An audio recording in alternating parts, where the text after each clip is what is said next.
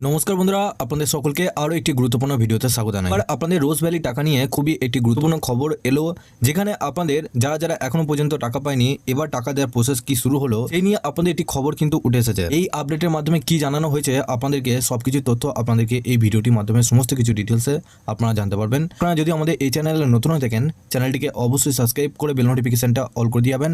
আমরা যখনই নতুন কিছু আপডেট দেবো, আপনারা ওই নোটিফিকেশন বেলের মাধ্যমে আমাদের সমস্ত রকম খবর পেয়ে যাবেন। রোজ ভ্যালির আপনাদের সমস্ত হোয়াটসঅ্যাপ গ্রুপ এবং টেলিগ্রাম গ্রুপে পেয়ে যাবেন। এখানে আপনাদের বলা হচ্ছে রোজ ভ্যালি চিট ফান্ড কেস 450 কোটি টাকা ফেরানোর প্রক্রিয়া শুরু। কি বলা হয়েছে? রোজ ভ্যালি চিট ফান্ডের মামলায় বিনিয়োগকারীদের 450 কোটি টাকা ফেরানোর প্রক্রিয়া শুরু করতে চলেছে ইডি। সম্প্রতি এই মামলায় আমানতকারীদের প্রাপ্য টাকা ফিরিয়ে দেওয়ার জন্য কেন্দ্রীয় তদন্তকারী সংস্থাকে নির্দেশ দিয়েছে আদালত। তারপরই টাকা ফেরানোর প্রক্রিয়া শুরু হয়েছে। শীঘ্রই আমানতকারীরা তাদের ফিক্সড ডিপোজিটের টাকা ফেরত পেয়ে যাবেন বলে ইডি সূত্রের জানানো হয়েছে। কেন্দ্রীয় তদন্তকারী সংস্থার সূত্রে খবর, এখনও পর্যন্ত 32,319টি দাবির ভিত্তিতে প্রায় 22 কোটি টাকা ফেরত দেওয়া হয়েছে। আরও আমানতকারী দাবির পর্যালোচনা ও যাচাই বাছাই করে অর্থ ফেরত দেওয়ার কাজ চলছে। ইডি সূত্রে জানা গেছে, বাজার থেকে মোট 17,500 কোটি টাকা তুলেছিল রোজ ভ্যালি। 2011 সালের পর থেকেই টাকা ফেরত দেওয়ার বন্ধ হয়ে যায়। এরপর 2015 সালে রোজ ভ্যালি কর্তা গৌতম কুণ্ডুকে গ্রেপ্তার করে ইডি। এখনও তিনি জেলেই রয়েছেন।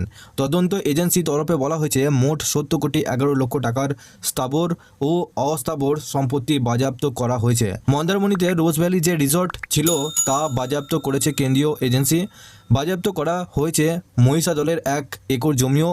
রাজারহাট নিউ টাউনে সেন্ট জেভিয়ার্স কলেজের 1 একর জমি বাজেয়াপ্ত করেছে ইডি। আর্থিক তুচ্ছ রূপ প্রতিরোধ আইনে 3টি সংস্থার 3টি ব্যাংকে অ্যাকাউন্ট বাজেয়াপ্ত হয়েছে বলে তদন্ত এজেন্সির তরফে বলা হয়েছে। প্রায় 16.5 কোটি টাকা উদ্ধার হয়েছে এই 3টি অ্যাকাউন্ট থেকে।